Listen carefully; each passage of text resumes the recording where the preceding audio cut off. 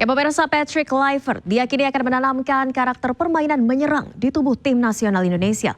Berikut kami hadirkan prediksi formasi timnas Indonesia di era Kluivert. Patrick Kluivert diprediksi akan menurunkan formasi 4-2-3-1. Di posisi penjaga gawang ada Martin Pas. Di belakang ada 4 pemain bertahan, Sandy Walsh, Mes Hilgers, Jay Itzes, dan Calvin Verdong.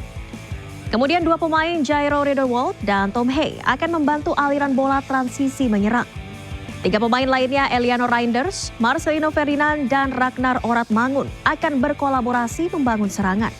Sementara 1 pemain depan yang baru saja menjadi warga negara Indonesia oleh Romeni akan diandalkan menusuk jantung pertahanan lawan.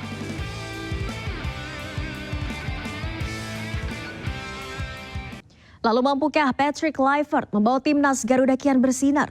Kita telah tersambung dengan Akmal Marhali, koordinator Save Our Soccer. Selamat malam, Bung Akmal, apa kabar? Selamat malam, salam sepak bola. Salam sepak bola, Bung Akmal. Ini tadi sudah diperkenalkan pertama kalinya Patrick Kluivert, pelatih baru, dan ini momen yang sangat krusial, 2,5 bulan lagi menuju laga tandang kita ke Australia, dan 5 hari kemudian melawan Bahrain. Tentunya kita mengharapkan poin penuh. Bisakah ini terrealisasi, Bung Akmal? Ya, tidak ada yang tidak mungkin di sepak bola ya. Tinggal bagaimana kita mempersiapkan diri untuk mewujudkan target yang dicanangkan. Dan ini mungkin salah satu alasan kenapa kemudian PSSI mengganti pelatih Sintayong dengan Patrick Kluivert ya, dengan harapan tetap menjaga asa kita untuk bisa lolos ke Piala Dunia. Tentunya dengan banyak PR yang harus dilakukan oleh Patrick Kluivert. Salah satunya adalah bagaimana seperti yang diutarakan oleh Ketua Umum PSSI ketika jumpa pers pemberhentian Sintayong, bahwa ada problem komunikasi dan problem strategi yang menjadi alasan untuk pergantian pelatih. Artinya Patrick Kluivert punya tugas yang pertama adalah membangun komunikasi yang efektif dengan para pemain tim nasional Indonesia yang ada saat ini. Tidak boleh lagi ada klaster-klaster pemain, baik itu pemain diaspora maupun pemain lokal. Semua harus sama rata, sama tinggi dengan lambang Garuda di dada, itu penting. Yang kedua, faktor komunikasi yang menjadi PR selama ini juga harus dihadapi oleh Patrick Kluivert. Artinya dalam rentang 2 bulan, Patrick Kluivert bukan cuma harus fokus untuk membenahi sisi teknik permainan tim nasional Indonesia untuk bisa meraih poin di Australia dan juga saat kandang melawan Bahrain, tapi juga dia harus segera belajar bahasa Indonesia. Walaupun waktu saya lihat di Bandara Schiphol ketika menuju Indonesia, Patrick Kluivert sudah berusaha menggunakan bahasa Indonesia dengan ucapan apa kabar, selamat bertemu, dan saya suka kamu, seperti itu. Artinya ini sudah ada kemauan untuk kemudian mempercepat mempelajari bahasa Indonesia. Yang ketiga, Patrick Kluivert juga harus mengenal lebih dalam tentang budaya Indonesia, yang bisa jadi budaya Indonesia ini ada sedikit perbedaan dengan budaya Eropa, dalam hal ini Belanda misalnya. Ada sisi-sisi yang berbeda. Jangan sampai kemudian perbedaan budaya yang membuat terjadinya friksi di tim nasional. Yang keempat, Patrick Kluivert harus segera mengenal karakter permainnya satu persatu, bukan cuma karakter bermain, tapi juga karakter di luar lapangan. Sisi sosial, kultural, dan psikologinya juga harus dipahami sehingga tidak memunculkan terjadinya miskomunikasi nanti di dalamnya. Dan yang terakhir, yang paling penting, Patrick Kluivert harus keluar dari bayang-bayang Sintayong, dan ini PR yang paling berat karena bagaimanapun publik sepak bola Indonesia pastinya masih banyak yang juga belum move on dengan pergantian Sintayong, sehingga kemudian ada beban berat yang akan dipanggul oleh Patrick Kluivert. Ini jangan sampai kemudian terjadi dengan pelatih-pelatih penerus di Manchester United misalnya, yang selalu ada di bawah bayang-bayang Alex Ferguson, atau pelatih Arsenal yang selalu di bawah bayang-bayang Arsene Wenger. Artinya Patrick Kluivert terlebih dahulu harus keluar dari bayang-bayang Sintayong, sehingga kemudian dia bisa fokus untuk menangani tim. Dan yang paling penting, adalah bahwa yang bagus, peninggalan yang bagus dari Sintayong harus tetap dijaga. Salah satunya adalah bagaimana bermain dengan kompleks defense, pertahanan yang sangat bagus. Kita juga harus akui bahwa itu adalah peninggalan atau legacy yang diberikan oleh Sintayong. Tinggal bagaimana kemudian Patrick Kluivert membenahi sisi lini depan kita yang belum begitu tajam. Dengan pengalamannya sebagai striker, didampingi Dani Lazard dan juga didampingi oleh Alex Pastor yang kita tahu merupakan ahli strategi. Kita berharap bahwa kelemahan yang ada saat ini bisa dibenahi oleh Patrick Kluivert dalam jangka waktu singkat 2 bulan. Jadi kalau Patrick Stephen Kluivert ini singkatan PSK, jadi saya ini ingin mengatakan bahwa kalau dulu saya punya jargon STY ini selalu tetap yakin. Sintayong selalu tetap yakin STY. Sekarang Patrick Kluivert pastikan semua kompak PSK gitu kan. Nah ini yang harus dilakukan oleh Patrick Kluivert untuk memastikan semua pemainnya kompak, tidak ada lagi klaster-klaster di tim nasional. Pastikan semua kompak. Ini kan juga strategi tadi kalau Patrick Kluivert ini akan bermain total football, menyerang begitu. Tadi pedomannya adalah kalau kita menguasai bola kita bisa mencetak gol. Kemudian juga formasi kemungkinan akan berbeda dengan Coach Sintayong dulu. Nah ini bisa diimplementasikan dalam 2,5 bulan gimana untuk beradaptasi dengan karakteristik pemain, Bung Akmal? Saya pikir ini bukan tugas yang sulit ya. Kenapa? Karena mayoritas pemain kita adalah pemain diaspora dan mayoritas adalah berdarah Belanda. Hanya Jordi Amat yang berdarah Spanyol. Artinya para pemain diaspora kita kan sejak kecil, sejak usia dini sudah mendapatkan pendidikan filosofi sepak bola Belanda yang total football. Artinya sudah tidak mungkin lagi ada kesulitan untuk mengejawantahkan konsep total footballnya Patrick Kluivert gitu kan.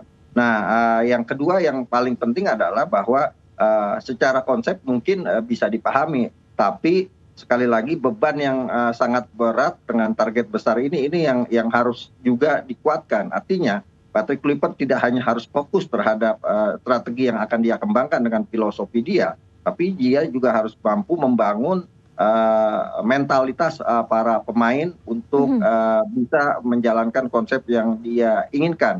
Dan yang paling penting adalah para pemain harus punya visi yang sama dengan Patrick Kluivert agar target-target yang dicanangkan bisa terwujud.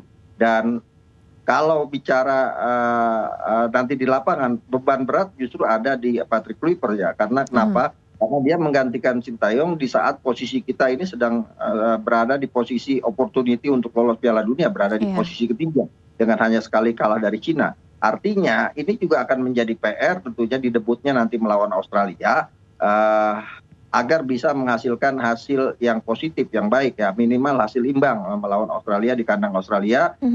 Ini bukan tugas mudah karena Australia adalah negara yang sangat berpengalaman tampil di Piala Dunia. Faktor ini mungkin akan menjadi sedikit beban ya buat Patrick Kluivert untuk mewujudkan target yang sudah dia sampaikan.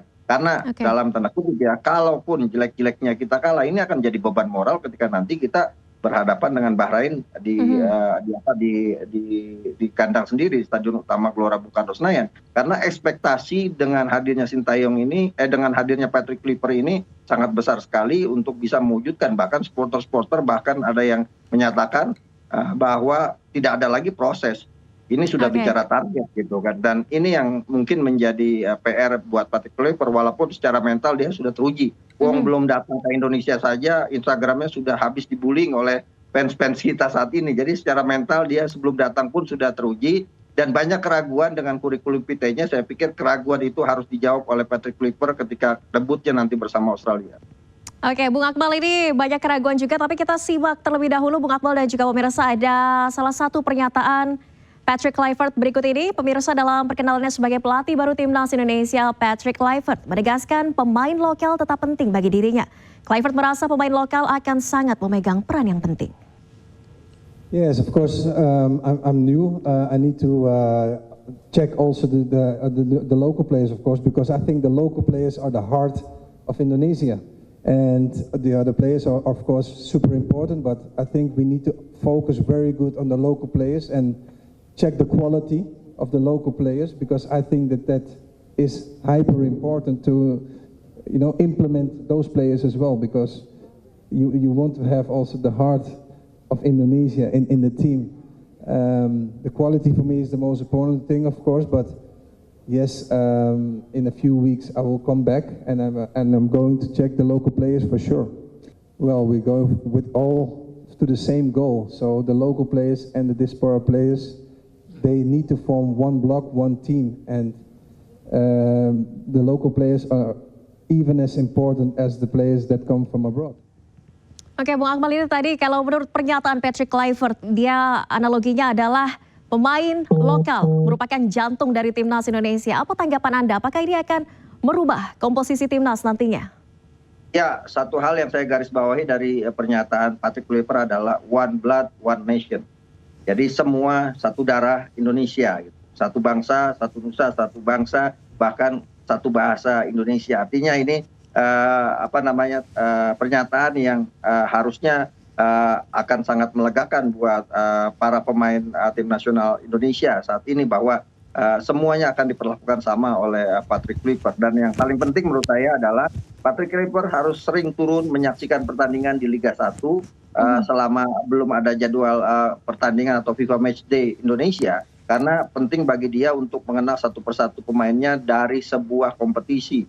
Jadi kalau waktu yang masih belum ada pertemuan atau belum ada pertandingan resmi, saya pikir dia harus banyak turun ke lapangan untuk menyaksikan pertandingan, bukan cuma Liga 1.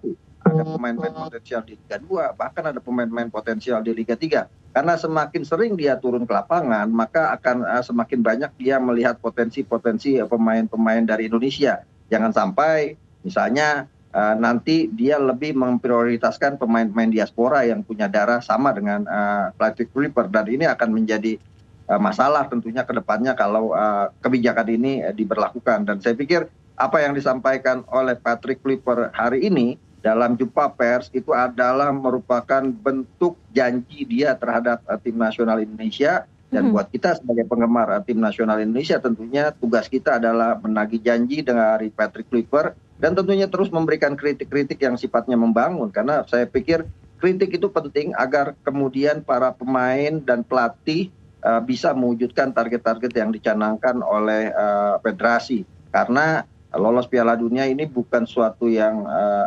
sesuatu yang mudah ya. Harus perlu kekompakan di semua lini, baik itu pemain, pelatih, federasi, bahkan seluruh rakyat Indonesia. Banyak PR dari Patrick Kluivert ini, tapi tentunya tidak ada yang tidak mungkin dalam sepak bola. Semoga di bawah kepemimpinan pelatih yang baru ini membawa skuad Garuda semakin bersinar. Terima kasih banyak Bung Akmal Marhali telah bergabung di iNewsroom. Sehat selalu, salam sepak bola Bung Akmal, selamat malam. Selamat malam, salam sepak bola.